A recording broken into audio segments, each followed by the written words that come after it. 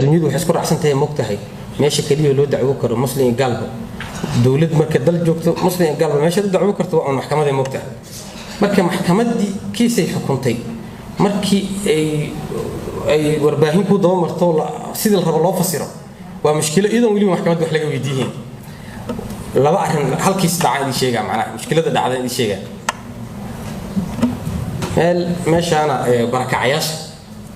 oo waxaa la dhihi jiray badbaado kaam la yiraahdo badbaadaha dad coshash ugu dhisan yihiin soo barakaco shabeellada hoose halkan ka soo barakacay ayaa ku dhaqmaa meeshaas nin askariya baxay xilli dambe habeenkii wuxuu rabay inuu waxa la yiraahdaa oo gabdha iyo raadsado meeshaas wuxuu soo dhahay meeshaan soo dabaxad qof markuu tagay gabar banaanka jiifto iyo ninkeedii isla jiifo oo cooshkii ku laado banaanka jiifo ayaa